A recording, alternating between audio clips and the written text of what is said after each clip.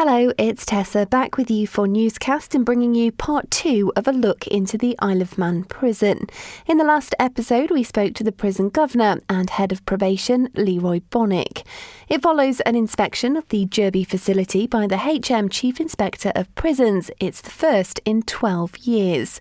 And we know that 14 areas of concern were identified by the inspection team, with 6 deemed a priority. But today, it's time to look not just at what's happening within the prison walls, but also what happens outside of them. After all, the people currently locked up there will at some point leave and need to reintegrate into the Manx community. But inspectors found that currently most people are being released without addressing their offending behaviour or their risk of harm to others. Inspectors found public protection arrangements at the Jurby facility to be lacking, saying it was the most serious deficit because there wasn't enough information about risk management. The man in charge of community rehabilitation is Declan Crawley. I think it's useful for us to be able to really digest what the inspectors have highlighted in relation to what we need to put in place. And particularly along the lines of managing risk and how we manage that risk and how then we do our best to try to reduce the likelihood of someone reoffending in the future. Let's talk about reoffending then.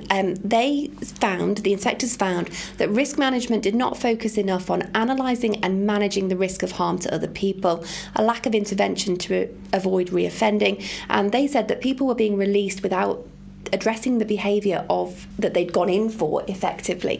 Now, potentially, these are some of our society's more dangerous individuals. How can the public have confidence in the system if people are coming out of the prison without addressing the very reason that they went in there? I completely understand, and I can understand the fears that possibly maybe people in the community may have.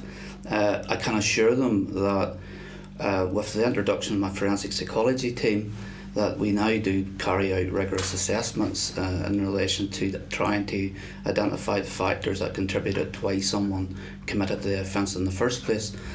I also, 2 years ago now, have rolled out and have everybody trained in prison and probation in the specific risk assessment tool that we use with regards to, for example, whenever somebody first appears in a court, and also to whenever they arrive at the prison. The forensic team are able then to apply more thorough and more robust assessments to identify those factors that we need to concentrate on.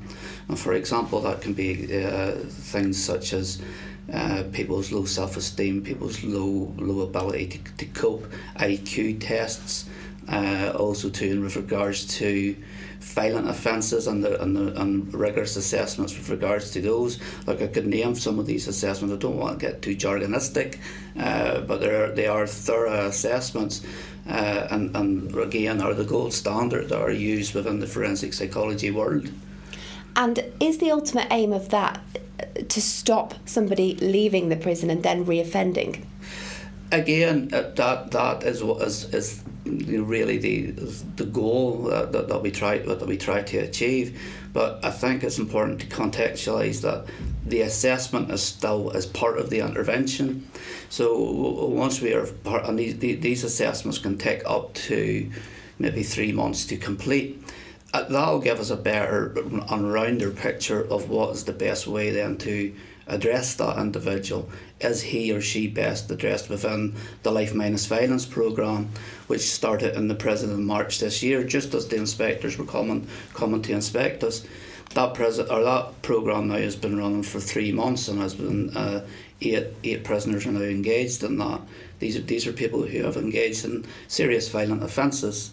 That programme will run for 12 months, and people who are attending that programme attend twice a week for 2.5 hours per week, 2.5 hours per session. So again, it's challenging individuals to have a really serious look at what contributed to what led them to commit the offence, but also to them what particular measures they can put in place to ensure that they don't maybe use the coping skills that they would have had in the past. And let's talk a little bit about what prisoners can do in the prison to prepare themselves for release. So we know that there is a variety of employment opportunities on offer. The inspectors did find there wasn't enough practical courses, and that none of the jobs in the prison actually offered training or, they said, realistic work conditions or accreditation of skills. So effectively, they're working, but they haven't really got anything to show for it. Now, I guess that's an important thing to address, because when they come out of prison, they are going to need to get a job to be able to contribute to society. Yeah, that's very important. And only last week, I was involved in an interview panel that has made. Now I've got a new resettlement principal officer. Again, it's one of my first discussions with the principal officer is about showing and giving people tangible results for the training that they engage in, and engaging in, for example, with the education on Isle of Man, to get City and Guilds qualifications, to get qualifications that are recognised, and also to expand upon what we currently have, and to have a really good scoping of what's available in the community in the Isle of Man. The construction industry is huge for us in the Isle of Man, and that's the sector that has been used for people who are wanting to get their foot on the employment ladder once they leave prison. But it's not just that, it's about wanting to try to engage in other industries too. Catering industry, obviously, and we are as well documented in the news and in different forums, has got shortage of staff. So it's about giving these guys and ladies the opportunity to get, for example, good qualifications within the catering industry, and that's from the very basics of not just stopping at basic hygiene and COMI level 2. It actually trains people to get City and Guilds chef qualifications. So that's something that we're really wanting to try to push, and it's important because we want to give people the best opportunity that they have to not maybe go down pathways that they've been down before. And clearly it would appear that they have time on their hands, because the report has found that they are only working for 13 and a half hours a week. So there's time there to be able to look at doing all of this work that you've just highlighted to me. Now, actioning it, on the other hand, will come at a cost, no doubt. Is there sufficient budget, sufficient buy-in from other services to work together to see that become a reality? I think that's an important point you make, because I think and partly what I have started is it's better to seek to understand what the problem is, so that you can then be understood and how you address it. So in doing that, we are doing a huge scoping and analysis of what we currently do, how we do it, why we do it, could we do it better, and what ways could we do it better. Is it going to be something that's going to be cost effective? Do we have in-house where we could do things without, I describe it as in-reach personnel that we currently have, rather than maybe depending on outreach. So it's about having a really good look at what we currently do have and how we do it. And at that point then I'll be in a better place to say what are the ideas that people are bringing to the table, how can we achieve them, what can we do to try to achieve it. And that again is from I'm not wanting to reinvent the wheel in this, because they're well trodden in other jurisdictions and in other institutions and other prisons, the ideas. So it's about utilising what best matches the Isle of Man. So because you have to, what works in the UK may not work in the Isle of Man. So it has to be bespoke to the needs of the people of the Isle of Man, and the people of the Isle of Man include our prisoners. What would you say to people who perhaps think it's unfair that prisoners actually do receive so much help and support? You know, medically, they have help, I understand, with housing when they leave, with the education.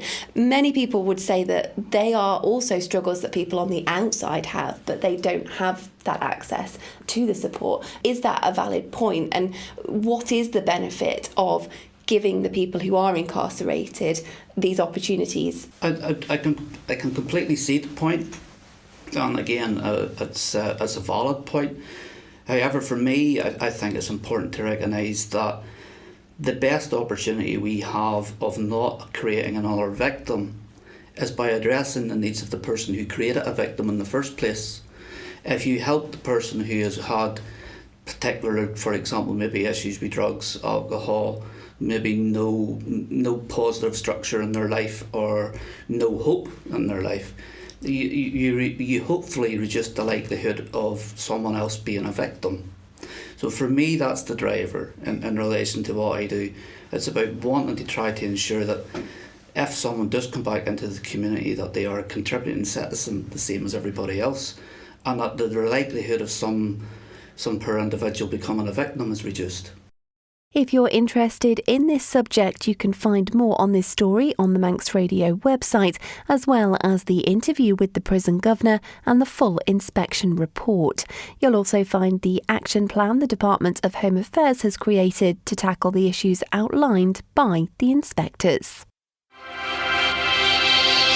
Thank you for making it to the end of the Little Manx Radio newscast. You are obviously someone with exquisite taste. May I politely suggest you might want to subscribe to this and a wide range of Manx Radio podcasts at your favourite podcast provider, so our best bits will magically appear on your smartphone.